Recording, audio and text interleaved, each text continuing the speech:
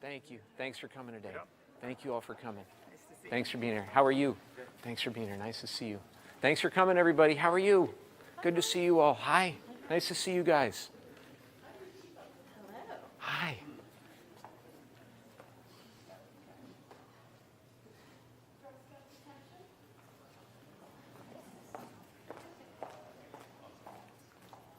Hi there. How are you? Nice to see you. Good afternoon, Congressman Levin and honored guests. Please stand for the Pledge of Allegiance.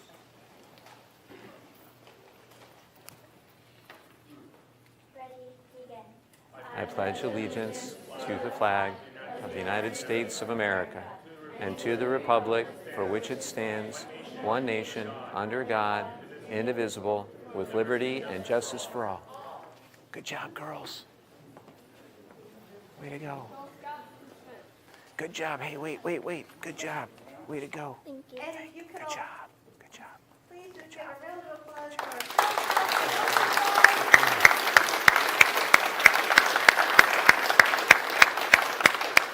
These girls are from 3 different Girl Scout troops here in Oceanside. A lot of them have worked together for quite some time.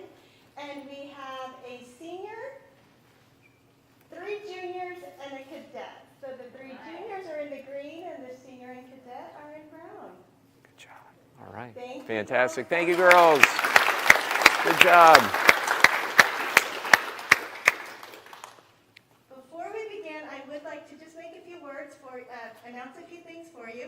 The way this is going to begin, we will be introducing Mike shortly so he can do some updates from DC and what's happening around the district.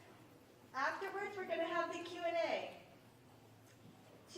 There are probably as many diverse opinions as there are people in this room. So to remain fair and equitable and to give everybody an opportunity to ask the questions that they have for the congressman, we'd like to say, please ask one question and you get 1 minute to ask that question. The congressman will then have 3 minutes to answer your question.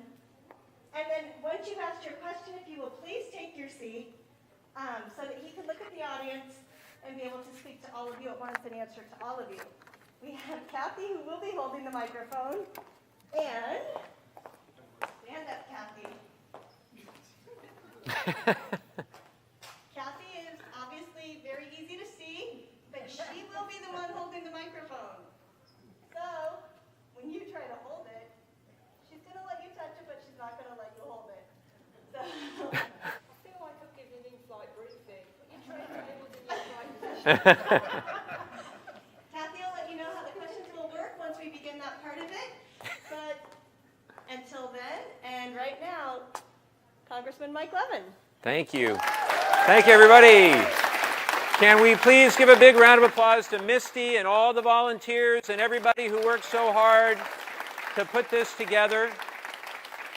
I am super excited to be here in El Corazon. Isn't this an amazing facility? The city of Oceanside has just done a wonderful job. This is actually our 90th town hall meeting since I've been in office, 3.5 years.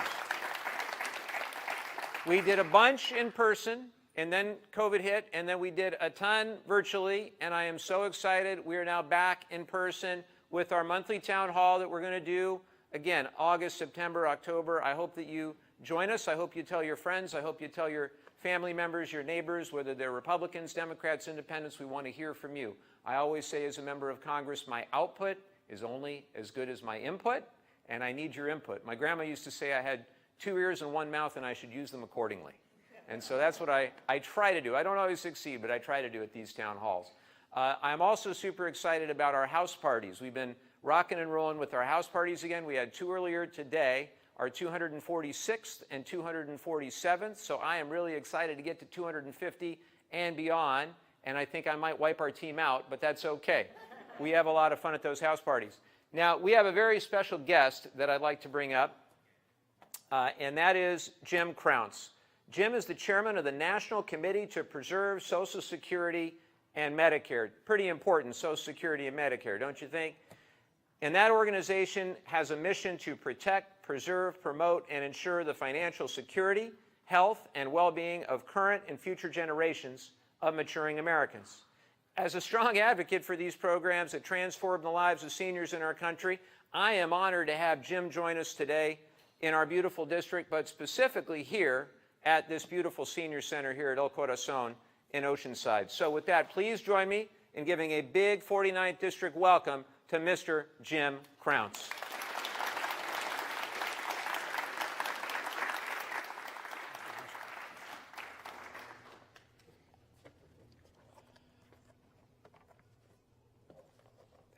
I think I'm mic'd up with this.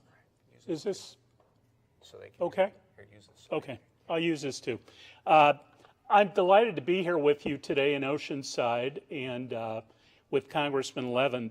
That number, I used to be a chief of staff on the House side many years ago and then on the Senate side. And I can tell you that number of town hall meetings is very impressive.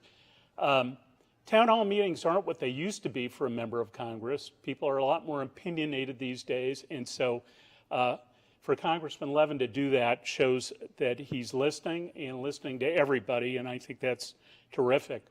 Congressman Levin is one of the strongest supporters in the Congress in terms of protecting Social Security and looking for ways to improve it and Medicare.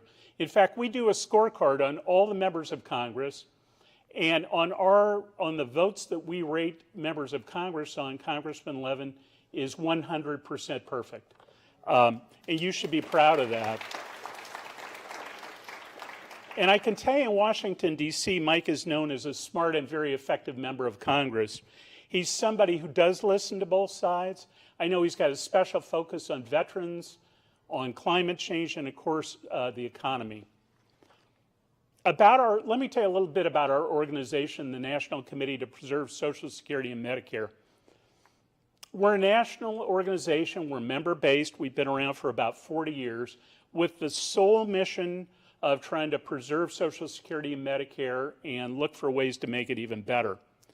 We lobby Congress on legislation that comes up affecting Social Security and Medicare. And then we also endorse members of Congress and candidates who share our view. I think it's kind of interesting to think about your neighborhoods here in the 49th District. 16.3% of the population here are seniors, so that's 65 plus. And we figure there are about 125,000 people in this congressional district who are on Social Security and Medicare. Our organization, we've got millions of people all over the country. We've got 3,500 members in this district. Is anybody here a member of the National Committee? You may, if you are, you get a lot of mail from us. That's one thing we're known for.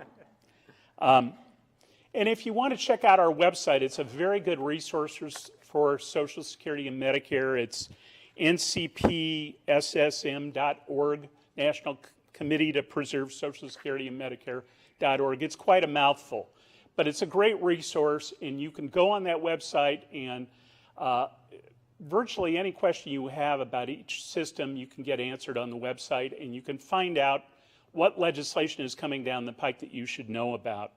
I think it's kind of important as we think about Social Security and Medicare, especially as we walk into this election year, that we think about why were these programs created in the first place? I know a lot of older people may know, a lot of younger people probably don't know. Social Security came about in 1935, and it was the brainchild of President Franklin Roosevelt. So this was during the time of the Great Depression. It was part of the New Deal, and Roosevelt saw how the Depression hurt everybody, but it especially hurt senior people and retired people. And he wanted to come up with a way to give people kind of a guaranteed monthly benefit that they could count on. And that was the birth of Social Security. So it's been going pretty strong since 1935. Medicare was actually an idea that was kicking around the Eisenhower administration in the 50s.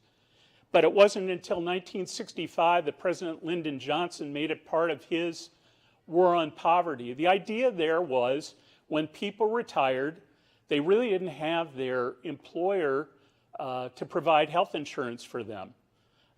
Some employers were more generous than others. Sometimes you could use this COBRA system.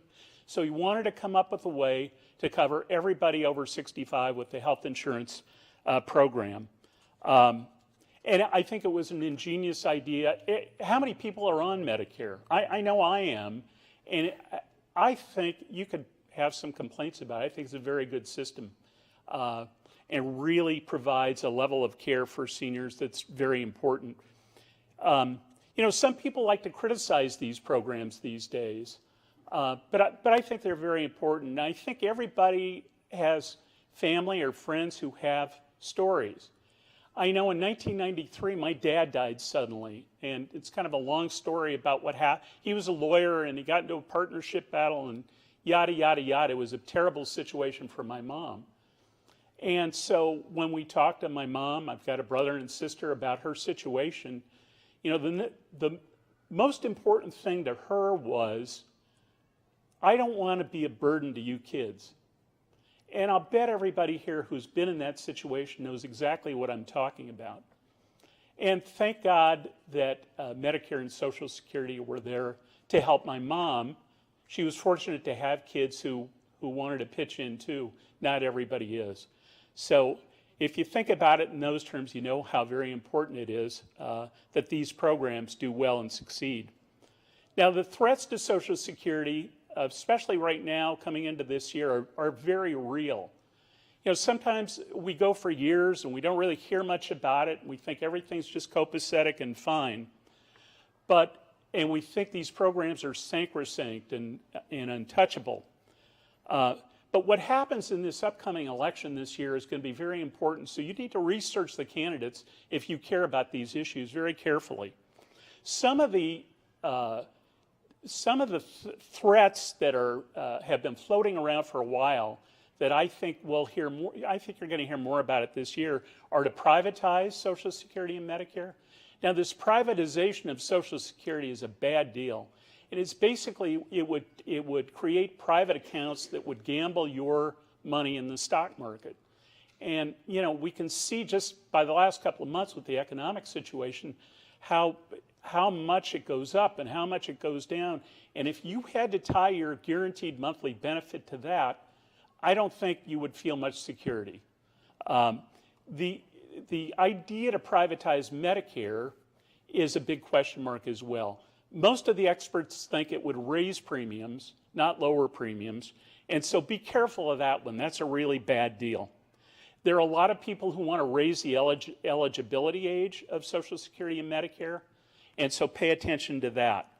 And just a couple of months ago, I think it was in March, Senator Rick Scott from Florida, everybody, you know, he used to be governor and now he's a senator from there.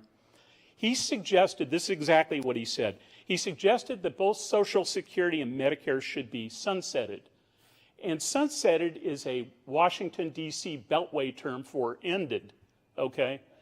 So pay attention to that. This guy's a senator, he's an influential senator, and that would be a horrendous thing to occur. Fortunately, you've got a congressman who's 100% in support of keeping these programs strong and enhancing these programs. Let me tell you a few things that we especially love about Congressman Levin's record just this year and the last couple of years. Number one, trying to lower prescription drug prices. Earlier this year, Mike worked to help pass a bill in the House that would, it's called the Lower Drug Costs Now Act, which would establish prescription drug price negotiations, protect Medicare from excessive price increases, and establish an out-of-pocket limit for Medicare Part D enrollees. Now, this hasn't been taken up by the Senate. We think it will be taken up in a couple of weeks. Hopefully this will move down the pike and become law. We badly need it. A part of this bill that passed that was Congressman Levin's bill was increasing funding for the National Institutes of Health. Why is that important? Because they're the preeminent group in our country that does research on curing diseases. And so getting more money into research at NIH is a really good thing. And thank you for doing that. That's very important. And the other thing that is part of that piece of legislation is as you know, there's a lot of biotech in this part of California and pharmaceutical research, and it helps those companies too. So it was a really, really good thing that you did. Thank you. Social Security. There are a couple of bills that Congressman Levin is a co-sponsor of that relate directly to Social Security. The first one, it's the acronym in the House, H.R. 5723. It's called the Social Security 2100 bill. Now, that bill's got several provisions that would really help put Social Security on an even better footing. It would raise additional funds for Social Security. It would increase benefits. It would change the way that Social Security COLAs are figured every year, and to the betterment of you and me who were affected by it. It would repeal these unfair provisions. California is one of these states where public employees have this problem with Social Security, and it would get rid of that. Many other things to strengthen Social Security. And there's something also that Mike is a co-sponsor of with a Republican member from Illinois, Rodney Davis. And this, again, would address this situation that California public employees have with their Social Security benefits. So I'm going to wrap up, but let me just say this. Our organization has, I think, a great tradition dating back many years. And so, Mike, if you would come up here for a minute. Oh, wow. This is great. What we've done for a lot of years is for people who are 100% fighting in Congress to protect Social Security and Medicare, we present them with boxing gloves. That's great. Thank you. Thank you. And we just want to wrap it up by saying thank you for being our champion. Thank you so much. Thank you, Jim. Thank you, thank you, thank you. Can we give a big round of applause for Jim and the Committee to Preserve Social Security and Medicare, everybody? Thank you so much. All right, who wants these boxing gloves? Seriously, who wants these? Thank you. All right, thanks, Misty. I never got a pair of boxing gloves before. That's too cool. Thank you, thank you, thank you. Well, very grateful to Jim, very grateful for presenting some of those key issues that we discuss and think about every day in the Congress.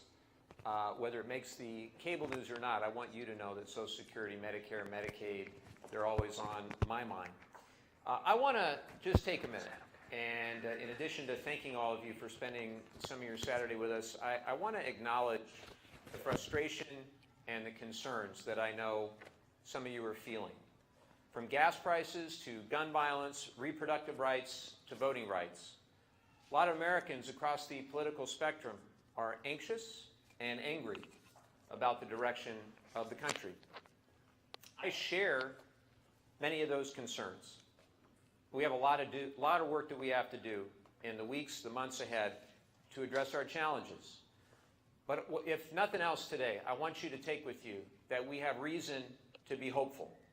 That's because this community in the 49th District has seen what we can achieve when we work together to deliver real results on our local priorities.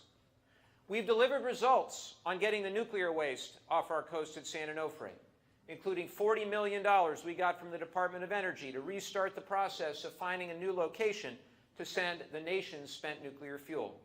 We've also introduced the bipartisan Spent Nuclear Fuel Prioritization Act with my predecessor, Mr. Issa, which would prioritize moving nuclear waste from highly populated, environmentally sensitive areas first, just like San Onofre. We've delivered results when it comes to protecting our coastline. Working closely with the Army Corps of Engineers, we got $30 million to replenish sand in North County, San Diego, another $9 million to replenish sand in South Orange County, another $11 million to protect our rail corridor that connects San Diego and Los Angeles, and recently we announced over $5 million for flood protection here in Oceanside. These are all projects that have been long overdue and are desperately needed, not only for the safety of our community, but for our coastal economy. We've delivered results when it comes to our local infrastructure and other needs. Here at Oceanside, that means we got $2 million for a new homeless shelter and $587,000 for the Oceanside Police Department to improve public safety by installing cameras in every one of their vehicles. We've delivered results when it comes to our water needs. We helped get $250 million for desalination in the bipartisan infrastructure law and another $1 billion for water recycling. Those are record investments for desalination and for recycling at the federal level. And we've secured about $20 million for the Doheny desalination project up in Orange County. We also got $300 million that we secured to help clean up the Tijuana River Valley as part of the U.S.-Mexico-Canada trade deal. We've delivered results when it comes to our veterans. Can the veterans here in the room please raise their hands? And can we give them all a big round of applause?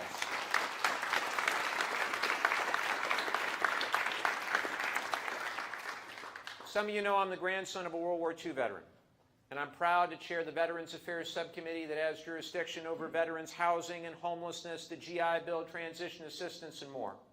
And we've passed 18 bipartisan veterans bills in the last 3.5 years to improve the lives of those who've given so much to our country. They've all become law. You come to my office, you'll see the last president's signature, you'll see the current president's signature. When it comes to our veterans, we do it all in a bipartisan way. These bills have improved veterans' housing, employment opportunities, and education programs like the GI Bill. In addition to that, I'm so proud that the House just passed something called the Honoring Our Pact Act that will finally help our post 9/11 veterans who were exposed to burn pits finally get the care that they deserve. You should know we're just getting started. We're just getting started. I just announced another $50 million in local projects in the pipeline that have been funded as part of the House Appropriations process. They will help every city in this district. They will help communities that have not received federal help in many years, if ever, and we're going to get all those across the finish line. We've also delivered results when it comes to getting things back on track after COVID shut everything down. For all of the negative news that you hear, it is important you remember that the private sector has now recovered virtually all of the jobs lost during the pandemic and added, in many places, added jobs in the private sector. This has been the fastest and strongest jobs recovery in American history. I'm going to say that again.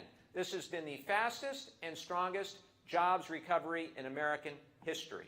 It would not have been possible without the actions we took last year to fix the broken COVID response that we inherited, and that includes the American Rescue Plan.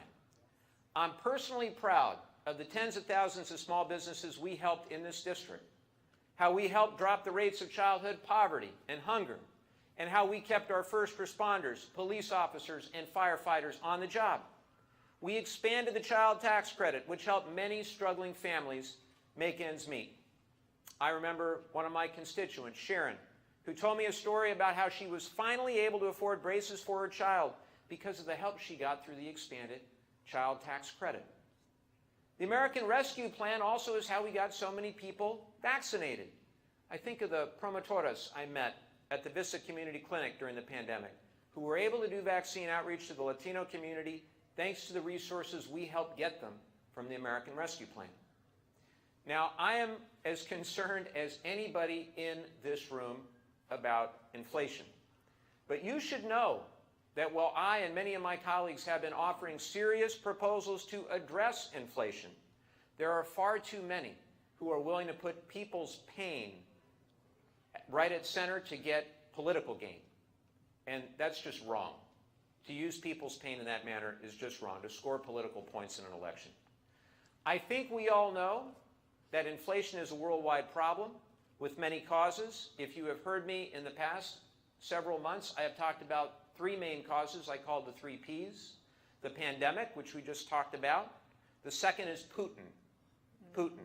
Putin's war with Ukraine threw the entire oil production chain and market into disarray. The third P is for price gouging. Never underestimate big oil's ability to take advantage of a crisis. The oil companies have been raking in record high profits right as we've been getting back up on our feet. But unfortunately, there are far too many in Washington, D.C. won't admit it because they are beholden to big oil. A recent economic analysis by Moody's, this is no liberal think tank, Moody's Analytics, and if anybody wants this analysis, we're happy to send it to you. They recently concluded that of the inflation that we're seeing, about 40% of it is due to Putin. 40%. 20% due to the pandemic. 20% is inflation we already would have seen under normal circumstances. 5 to 10% is due to housing. And almost nothing can be attributed to the American Rescue Plan and the actions of the past several months in terms of policy from Washington, D.C. Those blaming our policies simply aren't telling the truth. They are not telling the truth.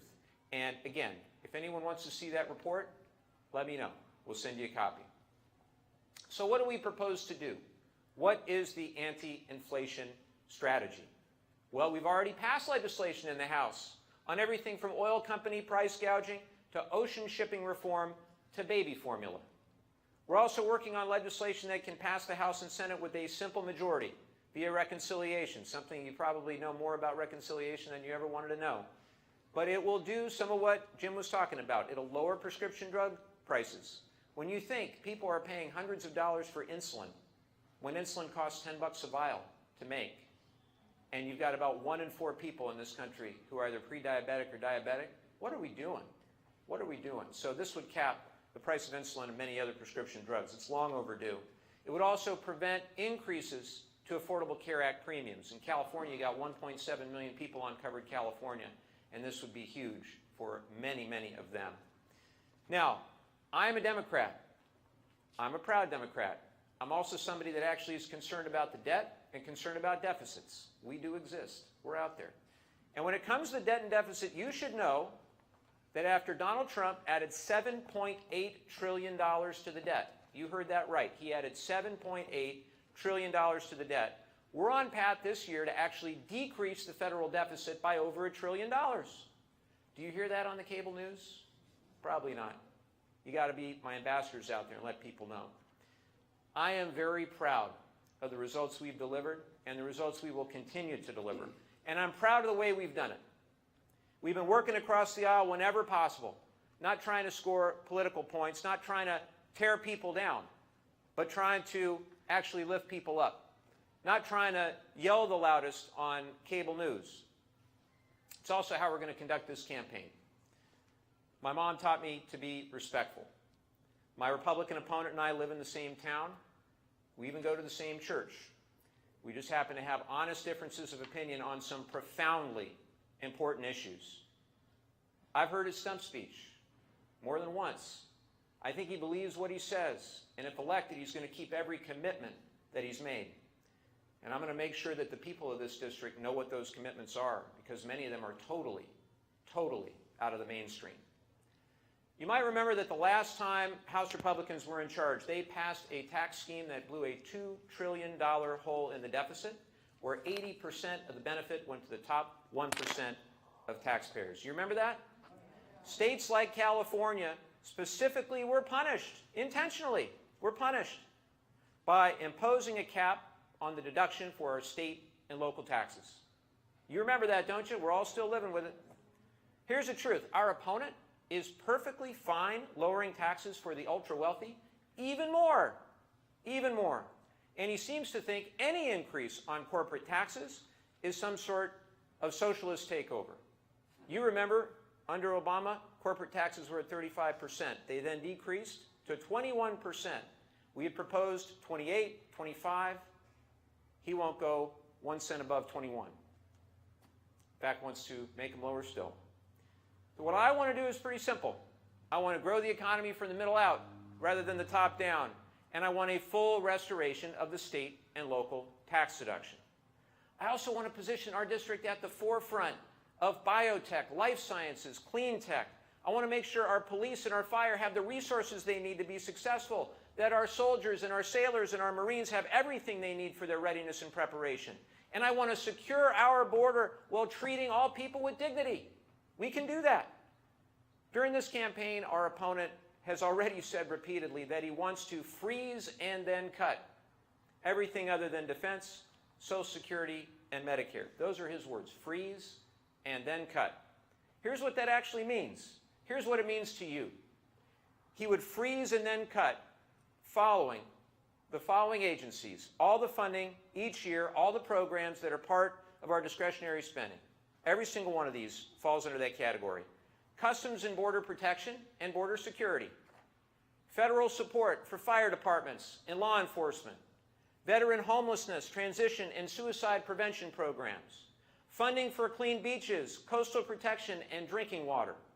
The National Science Foundation, Centers for Disease Control and Prevention, National Institutes of Health, funding to find a place for the wasted San Onofre, funding for Pell Grants to help kids go to college and the Children's Health Insurance Program, substance abuse programs and community mental health block grants, help for victims of sexual assault and violence, not to mention the funding for all of those other community investments that I mentioned at the outset that we've fought so hard to secure, and even aid to Ukraine.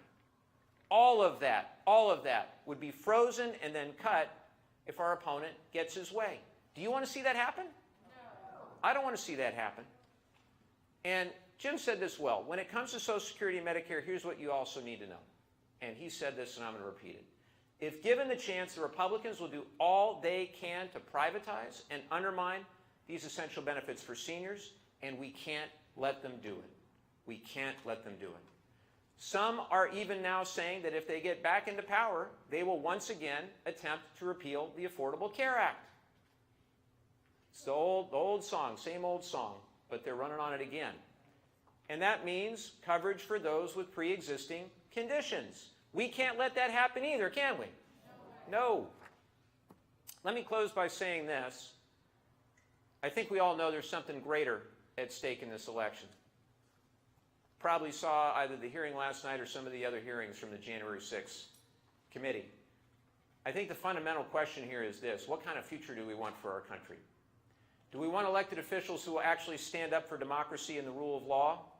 Or do we want those who are completely beholden to a cult of personality that bears no resemblance to the Republican Party of old? Do we want to reduce the deficit, as we will this year, by over $1 trillion, or bring back the policies from the last administration that put us $7.8 trillion deeper in the hole? Do we want to accelerate the transition to renewable energy and lead the way on the clean energy jobs of the future? Or do we want to double down on big oil and the dirty energy policies of the past? Do we want to actually strengthen the VA and the services for our veterans? Or just talk a good game while threatening to gut and privatize those services, as my opponent wants to do? Do we want to achieve real measures to address the gun violence epidemic in this country with somebody who will actually stand up to the NRA? I am proud to have an F rating with the NRA. It's the only F I ever got in my life, and I'm very proud of it. Or would you rather let the NRA and the corporate gun lobby block common sense measures that would reduce gun violence, which is what my opponent would do? Finally, do we want to stand up for reproductive rights, or do we want to support the Supreme Court's extreme decision overturning Roe versus Wade? On the day the Supreme Court overturned Roe, I watched as my opponent celebrated. I watched as several of my Republican colleagues there in D.C. cheered on the House floor. And they said, and I heard, that it was only the beginning. It was only the beginning. I heard them say it. My opponent supported overturning Roe, and if given the chance, his party will enact a nationwide abortion ban. Not to mention what it will mean for LGBT rights, not to mention what it will mean even for the right to birth control. So those are the choices we face as we consider the future of this country. The stakes are huge. So today, after our question and answer, I'd be honored if you'd join me. I'd be honored if you'd join me. We're going to need your help in the weeks ahead. So with that, I'll turn it over for questions. Thanks so much for coming.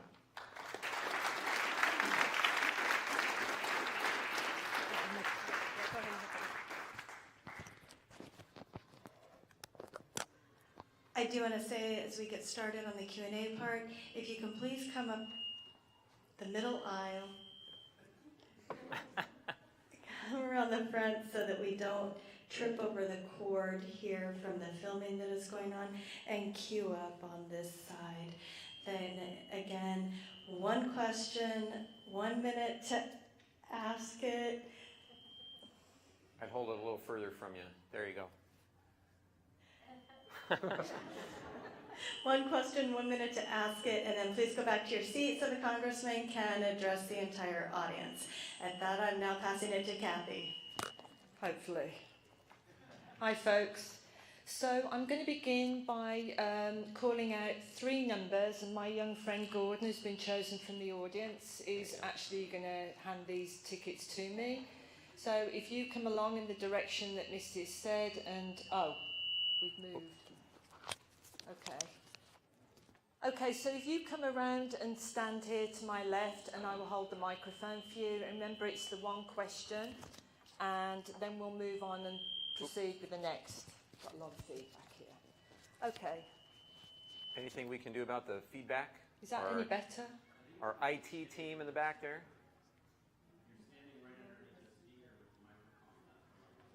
There you go. Is that better? Okay, so I'm going to call the Thank last you. 3 digits on the ticket. So the first one is 442. Next one is 435. And then 436.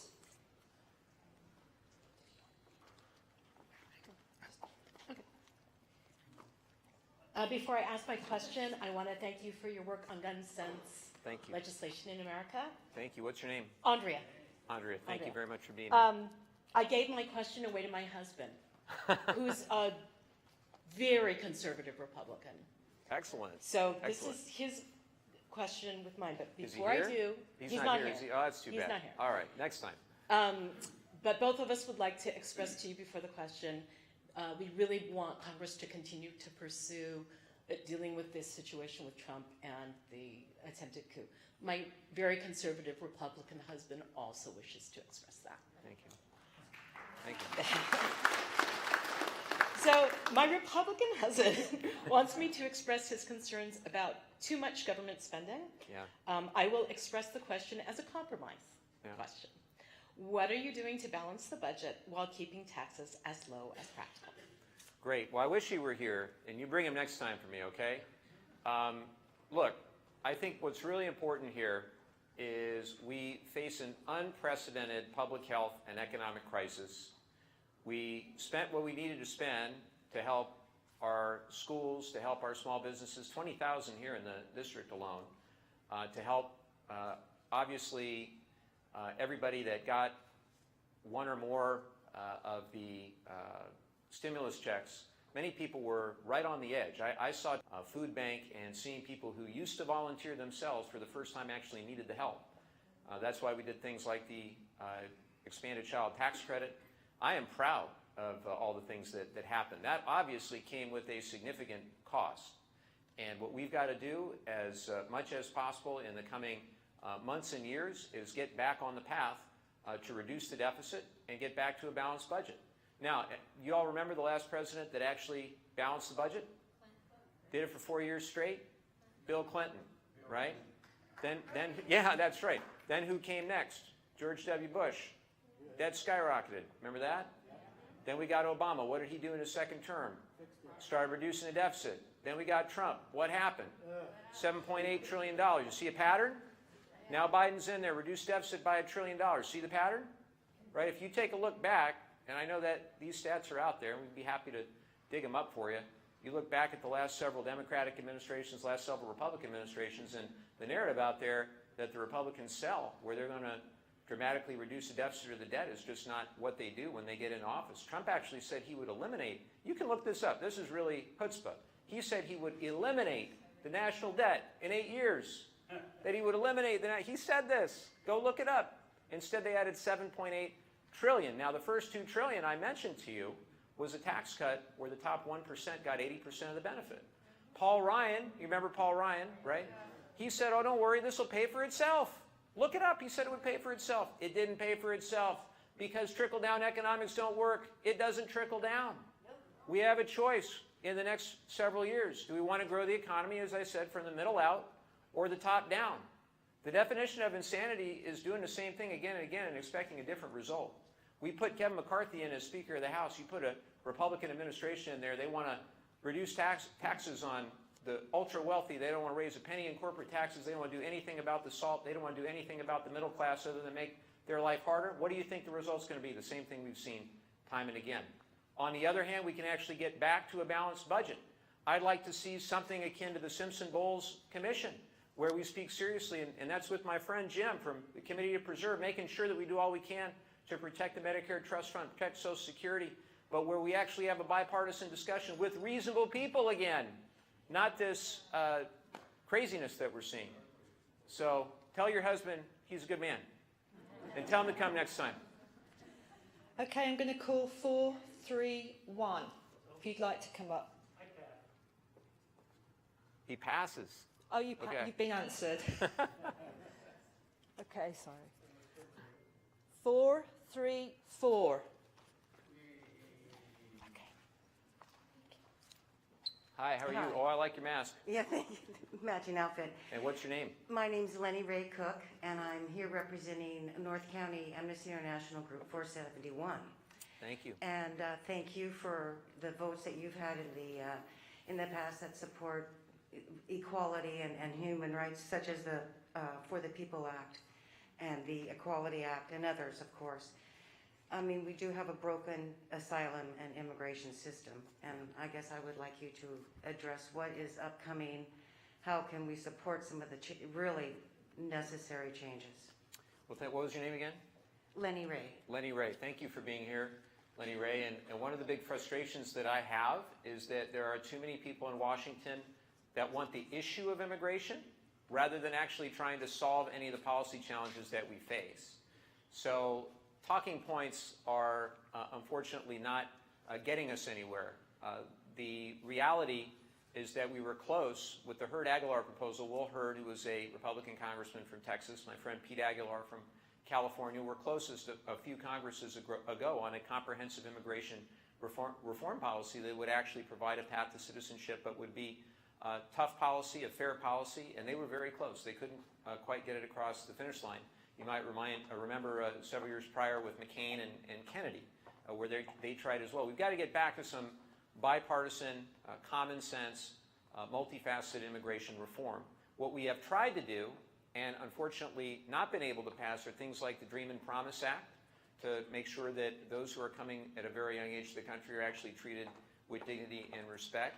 Farm Workforce Modernization Act, to try to help that community. I've visited with guest workers here in Oceanside and elsewhere. And I can tell you a lot of this is very personal for me. A few of you may know, but many of you may not know, that my mom's parents were actually immigrants from Mexico at a very young age. My mom, Mexican-American, my dad, Jewish guy whose family's from Chicago. That's how you wind up with a guy named Levin who looks like me with a Mexican-American mom. But my grandparents, when they got here, my grandpa was around 12, my grandma was around 3-4 years old, and they had opportunities that I wonder and I worry would not exist today. They were able to eventually move to LA and start a small business, and all of their daughters, including my mom, wound up going to college. My grandparents didn't even have a high school degree. They didn't have any English proficiency when they got here. They certainly didn't have any money, but they worked their tails off. They worked their tails off, and I worry that we're losing that sense that what made us great in the first place was actually appreciating one another with all the differences that we have, not discriminating, not, somewhere along the way we have now this mindset that, our political opponents are our enemies, and I just don't get that. I don't ascribe to that at all. If you see somebody with a flat tire on the side of the road, you shouldn't look at their bumper stickers to see if they align with your political views, right? And so my approach with this is let's get back to some common sense, bipartisan, multifaceted immigration reform. And ultimately, the last time that we did that, if you look at some of the last 20, 30, 40 years, 1986, it was Ronald Reagan actually that did a lot of these reforms, and that would be heresy in today's Republican Party, but they don't like to talk about that. Anyway, we'll just keep at it. Okay, number 438. Good afternoon, Now Congressman this guy I Levin. know. The last two I never met, but I'm honest. I know Stuart very well. Thank you for the wonderful work you're doing on behalf of the 49th and all the other people that you represent. I wanted to bring your attention to a statement before the Subcommittee on Technology Modernization by the Deputy OIG. Yep. And just a scathing report. If it was one of my projects, I'd really be embarrassed and probably fired. But it talks about overruns, underestimation, hiding truth and whatnot. And I'm wondering in your travels in Washington if you could pay a little attention to that, because it really affects all veterans in a very negative manner. Thank you. Thank you, Stuart. So I would love to see that particular report. I think I've seen it, but I'd like to make sure of that. So I recently, well, fairly recently, went to Oklahoma, Muskogee, Oklahoma, because I wanted to understand something really simple. I had a lot of veterans in the community who are on the GI Bill who had just a heck of a time just getting their phone calls answered or getting any sort of response from the VA when it came to the administration of GI Bill benefits. For example, if they moved from, let's say, Phoenix to San Diego, just wanted to change their address. That was like moving mountains, and I couldn't figure out what was so hard about running a call center. So I went to the call center, and what I saw was they were using a whole different set of databases that didn't talk to one another, and the people that were doing it were extraordinary in their ability to get any of it done, but there was some of it that was using COBOL. Now, those of you who are here who know what COBOL is know that it's long since had its day as a programming language.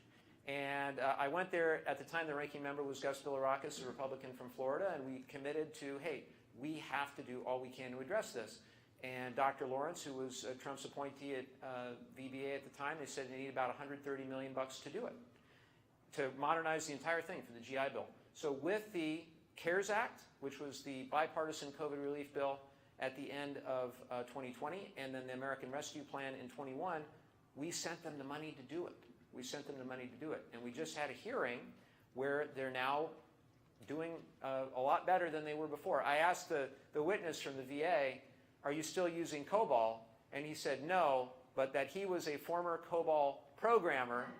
And I said, I can't even believe there is such a thing that's here. But the point being is that in a bipartisan way, we investigated what was happening. We're working on it. It's certainly not perfect, but I'm confident that it's improving. And the chair of the TechMod, so Technology Modernization Subcommittee, is a guy named Frank Mervan from Indiana, and I work very closely with him. You should also know that tomorrow I'm going to be getting on a plane and going not to Washington, I'll be going there on Tuesday, but I'm going to Alabama, to Montgomery, Alabama. And you say, well, what am I doing in Montgomery, Alabama? My ranking member, Barry Moore, a good guy, a good friend, Republican ranking member on the House Veterans Affairs Committee, he came out here to Oceanside to talk about veteran hunger. I'm going to be going to Montgomery and to Enterprise, Alabama, in his district to talk about veterans issues there. It's another example, Stuart, of how we actually work together across the aisle and how we will continue to get things done for our veterans. And thank you for your service as well. Okay, can I call number 439? Hi there. Okay, my question is Well, currently. you got to give me your name first. Wait a minute. Oh, my name is Dawn. Hi, Dawn. I've been an Oceanside resident since 2001. Great. Before that, I lived in Lake Forest, Great. Fantastic. originally from Long Beach. Very cool. Very neat. So I lived in Long Beach till I was 8, and then we moved to what was then El Toro Yeah. in, I think, 1986, and then eventually moved to further south. I started So- in Long Beach in 1967, Wow. moved to El Toro in 89. Very cool. I voted for it to stay El Toro, and then spent a couple of years in Arizona, go to school, and then Very moved cool. down here in 2001. Pleasure to meet you. Thank you. So currently there is an 8-year wait for Section 8 vouchers here in the city of Oceanside. How would you or your staff address the lack of access to the HUD subsidies for current residents who are 30 days away from losing housing due to changes in income? Well, first of all, if there's anything that our office can do to connect you to whatever resources are available in the community, we would love to do that. So stick around. We'd love to get your info and follow up. What I will tell you is that you all remember the Build Back Better legislation, which unfortunately did not pass.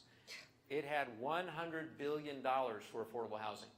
$100 billion. Now you figure with these big federal bills, roughly 10% comes to the state of California, right? So that's about $10 billion that we would have received here in California just to help with the construction of new affordable housing. I ask a lot of our friends who want to build these projects, why don't you build more of them? And sometimes it's because of local politics, although you'd think that people would want to have a veterans housing project near. There is a lot of NIMBYism out there. But in those communities where it does make sense, there are plenty where it does make sense. A lot of times it doesn't pencil for that developer. And that's where this money would have been huge. I'm going to keep advocating for it, keep fighting for it. What we are going to continue to do on the veterans side is expand eligibility for the HUD badge vouchers that are unused. So if there are any veterans here who are in need of that. I'm not even a veteran. But Got the it. problem is the waiting list literally is 8 years, and it's the responsibility of the person who's getting the voucher to find the housing. Right. So Right. it's the fact that that the list just to get the voucher Right. means there's no funding for them to issue the vouchers, because they say it's the responsibility of the voucher receiver to find the housing to accept the voucher, but they don't have enough vouchers to give out. Right. I hear you, and I would love to try to figure out if there's anything that our office could do to help in your particular situation. But your overall point is very well taken. Something that we know is a problem, something that I am committed to addressing. And again, we tried to do that in the Build Back Better legislation. That I think we know the outcome with that. But let's certainly follow up. Thank you. Hi, Okay. how are you? Sorry, Good. can we get number 433, please? Hi, Congressman Levin. Hi. My name is Laura Hook. I'm a member of Citizens Climate Lobby. So I first just want to say thank you for your continued advocacy relating to climate change. I know that you met with my organization a few weeks ago. Unfortunately, I wasn't able to attend that meeting, but I heard that it was a really positive discussion. Good. So my question for you is that obviously this is a really pivotal time for our planet, especially due to some recent decisions to not include carbon pricing within the reconciliation budget.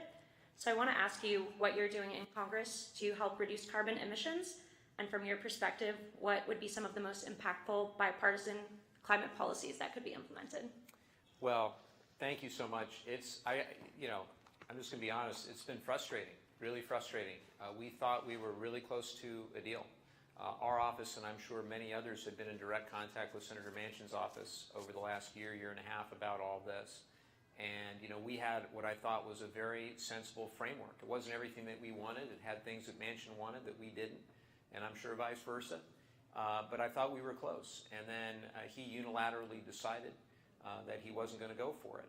What was in that bill, I think the most important thing, he rightfully is concerned about inflation, so are we. You want to do things that are going to be good investments that are actually going to yield positive economic return. How we get off of foreign fossil fuels is really important to me. I think we always hear about energy independence. We need clean energy independence.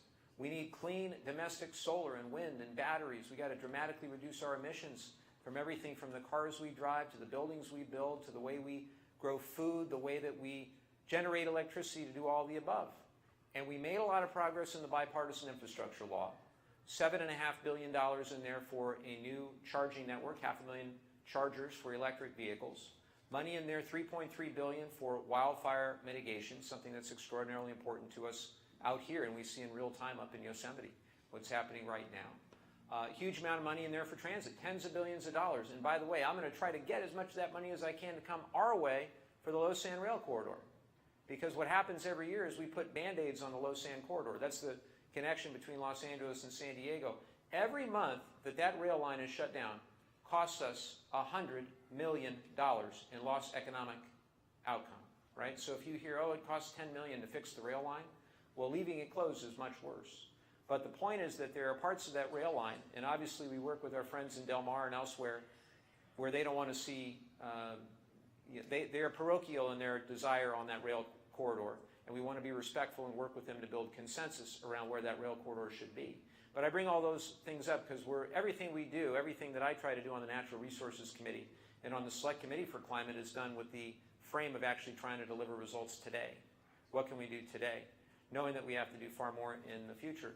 I can tell you that the Select Committee, if you go to climatecrisis.house.gov, you will see that in our report in the last Congress, we came up with 700 plus recommendations for dealing with various aspects of greenhouse gas emissions, short-lived climate pollutants, you name it.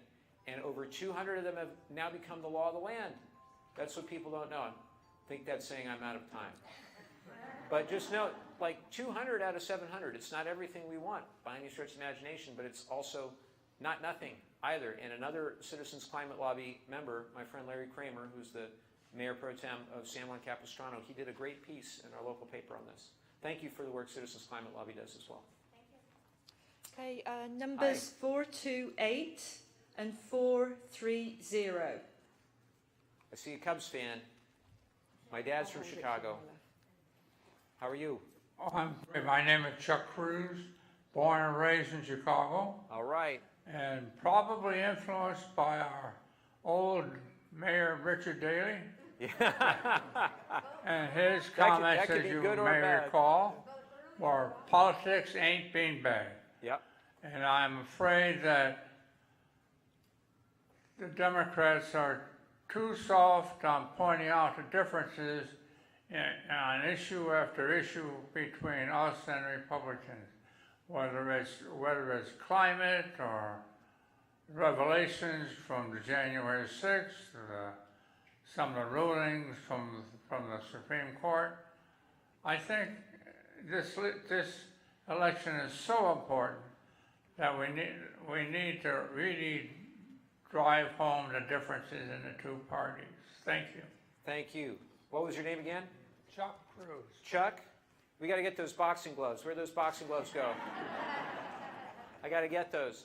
I agree with you. I agree with you. And I'm only in charge of one campaign, my own. So I can't worry about what everybody else does.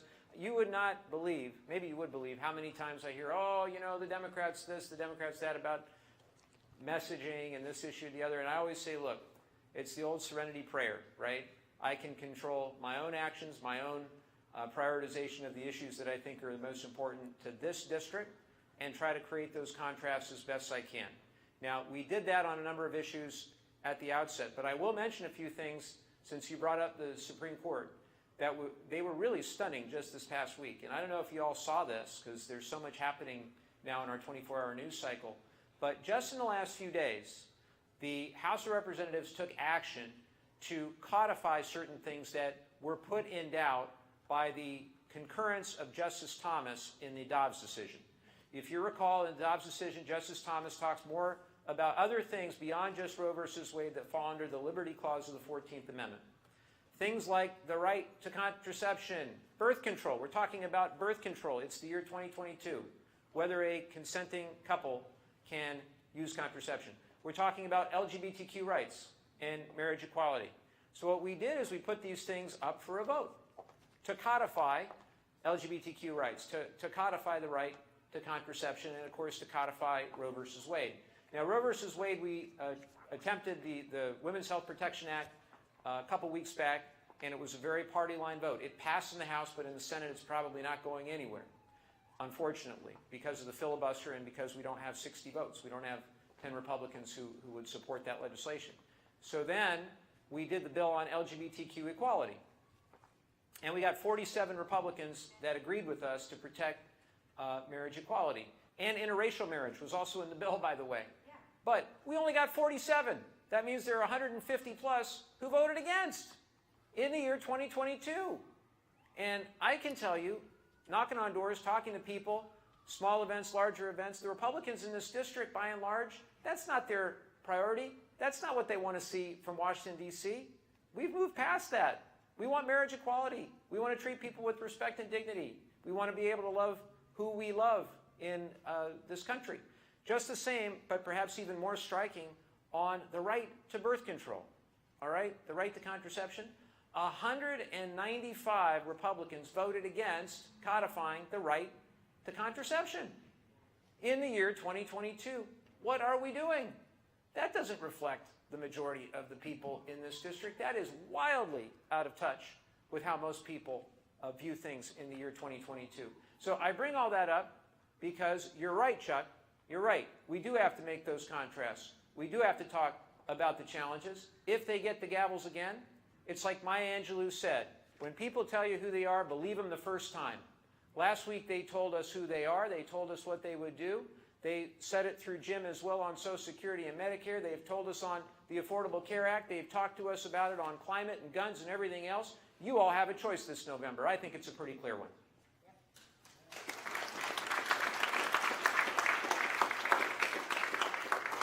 number 432.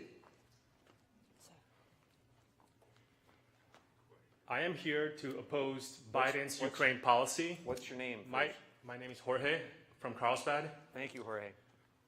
Why have you approved more than $60 billion in aid to a corrupt country like Ukraine when they have already lost this war? There's innocent people there dying, and we're sending weapons to them so they can kill each other. And this form of interventionism could possibly lead to World War III, where nuclear weapons are an option. Well, thank you for the question, Jorge. I appreciate your opinion. I know that obviously a lot of people have very strong opinions about what's happening in Ukraine right now. I view it differently. I think what happens in Ukraine right now impacts the world over. It impacts all democracies around the world. What happens in China, vis-a-vis Taiwan, what happens in the Middle East, it is all on the line right now because fundamentally we are making a decision whether we empower an autocrat, whether we empower Vladimir Putin to continue the human rights abuses that he continues to impose on the people of Ukraine. And we can disagree. Good people can disagree.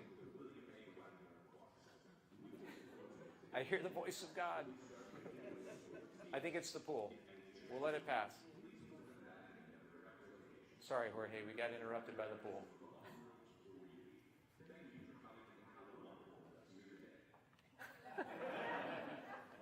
But in all seriousness, the challenge that we face each and every day is the cost of inaction in Ukraine. Are we going to allow Vladimir Putin to kill children, to bomb buildings marked as children, to blow up people waiting at train stops? Is that who we are as a country? Is that what we represent as a people?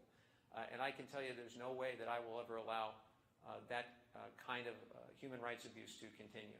And so I'm proud of what we're doing. I can also tell you I'm very mindful of how much we're spending. This is the most that we have ever spent on a military conflict in the history of the United States without firing a shot ourselves. And we are doing everything that we know to do, trusting our generals and trusting others who are responsible for the day-to-day contact with our allies in Ukraine. I think, look, this is an inflection point. The world over, this is an inflection point. Think about also why we're doing what we're doing on semiconductors and microchips. We haven't even talked about that yet, but we have a bipartisan bill called the CHIPS Act that hopefully I'll get to vote on in the next week or two, where we're actually going to ramp up the domestic manufacturing capacity for semiconductors and microchips. Because right now, we rely on Taiwan for 90% of our advanced microchips. 90%. And it doesn't make any sense if you consider that, let's say hypothetically, China and Taiwan were to get into a conflict and all of a sudden that supply would not be available to the United States. We're talking about everything from our computers to our phones to our cars to our weapons. To our weapons. That's why it's so important that we back more investment in semiconductors and microchips that are domestically manufactured. Just the same on these energy policies. I don't want to empower Putin in any way when it comes to his human rights abuses in Ukraine or when it comes to his ability to control the fossil fuel supply and lead to the volatile oil prices and gas prices that we're seeing. And food supply as well. We saw what happened horribly just this morning with the apparent agreement with the UN around the shipment of food and then Russia indiscriminately bombing the source of grain or the shipping port where the grain is leaving Ukraine. So, look, we won't stop until we do everything we can to protect democracy. It's why my grandfather fought in World War II against fascism. He would want, if he were here right now, he would want me to protect our democracy at home, and he would want me to protect democracy abroad. And that's as long as I have the opportunity to serve as a representative in the Congress, that's what I'm going to do. Thank you.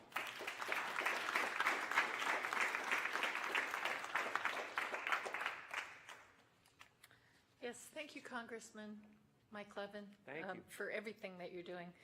You fulfilled all my requests when we first met.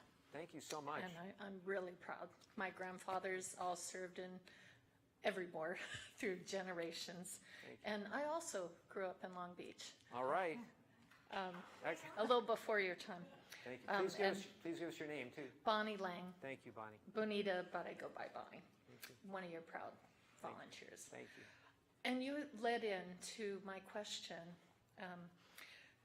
I would like to know, that recently I received my bill for trash. So I called and I did a very deep inquiry as to what happens to our recycling. And I was informed that our plastics, which I thought were being recycled here, were in fact, by rumor, I didn't believe, but they are being taken to Turkey. And my suggestion is, which we need to bring manufacturing back to the United States. You led in on that. The U.S. has so many resources here. We have probably one of the most on this continent with wind and water, and we need to put in and install water tunnels. If we can move oil, we can move water. Just as these places are being flooded, and we can move water to places that are being dropped. But to my point, that the plastics, we see other countries, I believe it's Finland, New Zealand, that they're using those plastics and making roads because they don't deteriorate. I suggest that we start looking into that, and also I brought up previously about hemp, and I'm putting together a letter for you, one I sent to the president a couple nights ago. I stayed up till 1 o'clock in the morning, wrote a letter. I write a lot of letters. So I do suggest that we bring manufacturing. My mom was a proud factory worker, and I believe that the United States has the capacity, and we can put so many people to work, and we can take what, instead of polluting the ocean with this stuff falling into the ocean and filling the landfills, that we can take those things, repurpose them, and we can grow hemp so fast, and I will get you the details on that because I've gathered a lot, that we can be doing so much and stop having to depend on Russia and on fossil fuels. So thank you, Bonnie, so much. Let's talk about plastics, near and dear to my heart. So I'm a co-sponsor of something called the Stop Plastic Pollution Act. This is federal legislation that we sorely need. The reality is that we only recycle about 14% of the plastic that we're using. We think it's all getting recycled. Even if you put it in the bin, a lot of it isn't high value enough to actually be recycled. It doesn't have that value to the companies who are looking to do new products with recycled materials. So what you need to know also is, who are the companies that are behind the plastics industry? Anybody know? Petroleum. Big oil, and they see this as sort of hedging their bets. And actually, in the U.S., it's more controlled than in certain other parts of the world. If you look at Africa, you think about, like, if you go to Costco or Trader Joe's, you get a bottle of shampoo. It's a fairly big bottle. Hopefully it's a recyclable bottle. And if you go and you get that same shampoo, let's say in Africa, you'll get it in a sachet, little packet. That's not recyclable. That same amount of shampoo, you could have all those little packets. You know what I'm talking about, right, with the little packets. So in the United States, we actually have it better than certain places. If you've noticed, they've stopped in hotels. A lot of hotels used to give you a little travel bottle. Now they don't let you do that so much anymore. So I think there's a mindfulness that we have to collectively have about what all this plastic is doing in our ocean. It is our ocean. We live here. We pay a lot of money to live here, and we want to keep it clean. And at the end of the day, it's going to take a number of things. Number one is we're going to need to reduce our use of single-use plastics. And I'm grateful to what my friend Ben Allen, he's a good friend of mine. We have known each other a long time, and he led legislation in Sacramento that would crack down on at least some of the non-recyclable plastic that's being used in the state of California. We got to go further, though, and we got to do it at a federal level ultimately. Now, on the list of things that we need to do to combat climate change, to protect our environment, I look at plastic pollution as pretty significant because of where we live, and because I'm always focused on this district first. So my dear friend Alan, we were talking about Long Beach, my dear friend Alan Lowenthal is retiring. It's his bill that he's led, and I'm hoping that I can carry that torch forward in future Congresses until we finally get it done. And we're going to need everybody on deck. And if anybody's interested in that particular issue, there are great documentaries that have been coming out about plastic pollution. I encourage you to check it out and keep that in mind when you figure out, whether you need those little tiny bottles that they sell everywhere. Thanks for the question. Yes, hi. My name is Alan. How are you, Alan? Thank you. Thank you for taking my question. Sure. I'm not a Democrat. I'm not a Republican. I'm just a U.S. citizen, and I'm very concerned about where the country is going. I was born in the USSR, and I've been so fortunate 32 years ago to escape the communist regime and came to this country looking for liberty and freedom. And I love here. Thank you. Thank you. It hurts to know that Russia and Ukraine are in war, because I was born in USSR. We used to live as two sister republics with the people very similar in culture, in religion, in language, and now we're at war. They're at war. I have relatives and friends in Russia. I have relatives and friends in Ukraine. Can you imagine the awkwardness of the situation right now? And I'm trying to be very objective and to see and understand what's going on, just because I was born there and I understand the language. I've been traveling a lot. I work and I traveled all over the place. You just told us that your father was Jew, and he's Jew. I'm sorry, and it's the influence of the Second World War, the Holocaust, the horror of the Nazi, what happened with the Jews. It's horrible. Yeah. Believe it or not, it's the same thing happening today in Ukraine. I took a liberty of printing some photos of the Ukrainian army.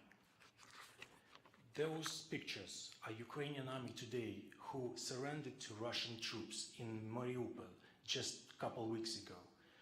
This is the portrait of SS swastika. This is the portraits of Hitler. What kind of person will tattoo Hitler face in their body? They are Nazi. And for 8 years, they were killing innocent kids in Ukraine. Don't take my word on this. This is the State Department printout report 2018 saying these things. I just printed it today. This is the have you ever heard about the Alley of Angels in Donetsk? Yes, I have. Thank you. There are 150 kids aged from under 1 year up to 14 murdered at their schools, at homes, at playgrounds by Ukrainian Nazis. And we sending $60 billion in weaponry today. Do you know that 60... Yes, it's a question. All right. Can I ask a question? Go ahead. Okay. So when I talk to my friends and relatives in Ukraine and in Russia, they all asking me the same question. The question is, why Americans hate us so much? They all coming from different perspective. The Russians coming because constant sanctions. You just mentioned Putin price. Remember, you just said it. Did you explain that how did Putin stop producing gas or crude oil? No. Did he decided not to sell to America? No. That is the US government who decided to punish him and stop buying this product. So all you guys are paying prices in the gas stations, not because of the Putin. I'm not talking to you. You have 1 minute. You've on about 5 minutes. Some Thank of us you. haven't been able to ask the question. All right. Appreciate. I was very polite, correct? No, because you were told It's all right. 1 minute. It's okay. You've been going on for 5. It's okay. This is hostile. It's okay. This is hostile. Let me, if I may.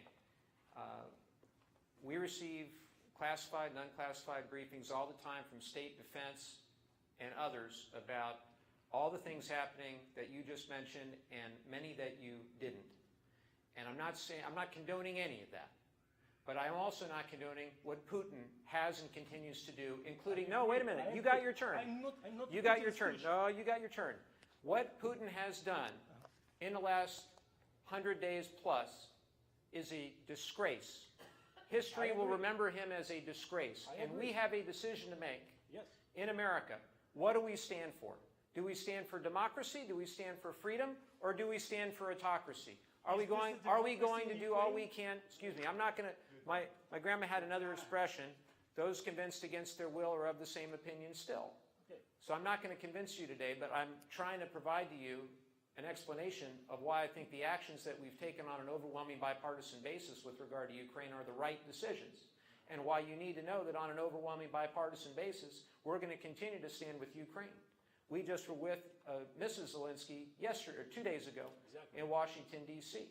And I can tell you that we aren't going to stop until there is some sort of resolution, and we are not going to allow Putin to prevail. It's as simple as that, because if he prevails, every other autocrat in the world will know that they can run roughshod over their neighbors by force without any repercussions from the United States, and we're not going to allow it to happen. And I want to see a peaceful resolution to whatever extent it can occur. And the one with the greatest responsibility to choose whether that is a possibility is Vladimir Putin himself. But the United States will not yield. We will not yield, and we will not allow him to prevail in this conflict. We will continue to stand with Ukraine.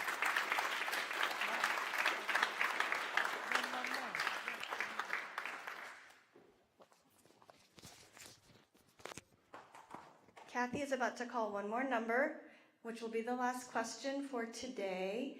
I would like to give you a little bit of information before you run out of here and leave and won't pay attention once this is finished. Move it a little further away. There you go. Behind me? There are comment cards on your seats. If you would please fill them out and provide feedback from this experience today. I do read all of them and would like your feedback. It's the only way we're able to make these better each month. So please do that. I do want to thank you once again for spending part of your Saturday afternoon with us. I know on a beautiful July afternoon, there's a lot of other things you all could have been doing, and we appreciate you spending time with us at this town hall. So Kathy is now, and then your comment cards, I'm sorry, when you get to the back, there will be people collecting the comment cards as you leave. You will leave the same way you came in, please. So go out and then the open door and then out the main doors. Kathy's now going to call the last question, and then we will speak with you all again.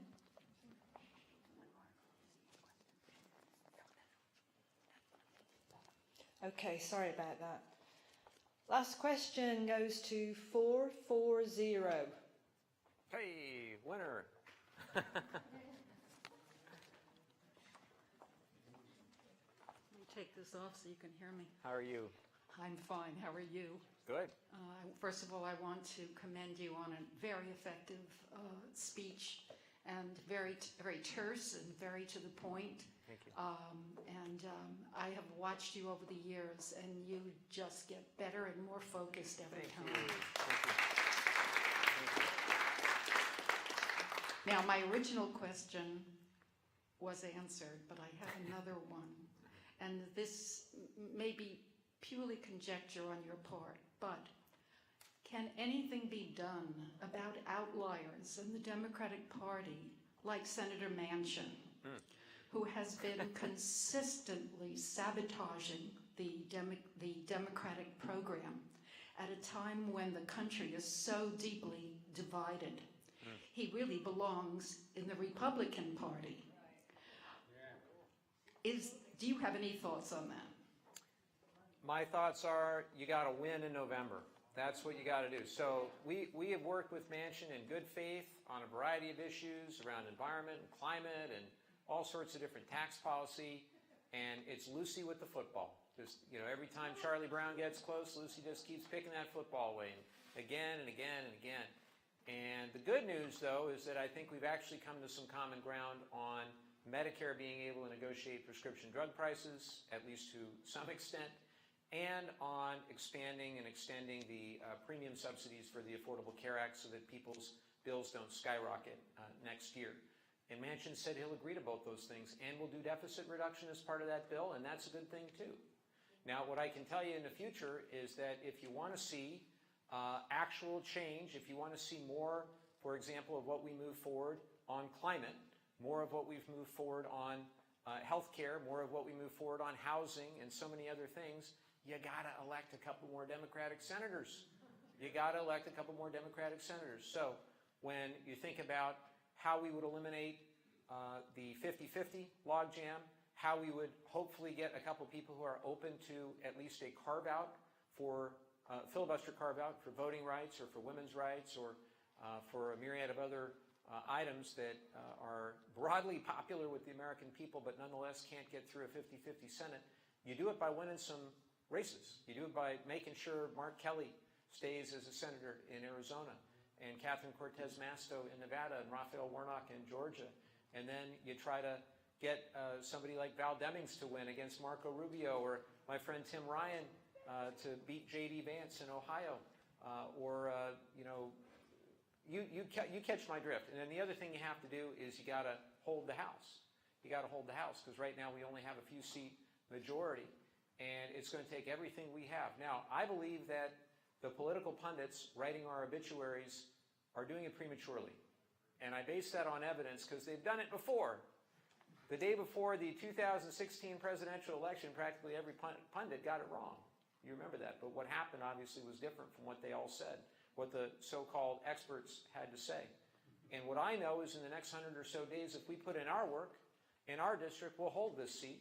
And if others, my colleagues across the country who are running in similar seats or different areas that currently are being represented by a Republican, if they run their races the way we're going to run ours, one door at a time, one block at a time, one neighborhood at a time, talking to people where they live, doing all we can to communicate what we've done and what we intend to do, then we're going to be just fine. So at the end of the day, we've got to fight for our values.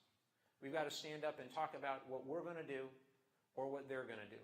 We're either going to, as I said at the outset, move the country forward or go back to policies that didn't work then and won't work again. And the choice is ours. So I thank you for spending just some of your Saturday with us to talk about that choice, to talk about how important this election is. And if you've liked what you've heard and you want to help, we need your help. We have an office just down in Carlsbad. We're around the clock doing all we can. And our folks around the back of the room, I see Venus, I see Colby. I hope that you all can recruit some volunteers here this afternoon. If you're interested in the future of the district and the country and you like the results that we are delivering for this district, for the resources and for the projects that we're delivering here in Oceanside and throughout this district, we're going to need your help. So until I see you, I hope I see you next month and the month after that and the month after that. Tell your friends, tell your neighbors, bring your Republican husband, and we'll see you all next month. Thanks for coming, everybody. Thank you.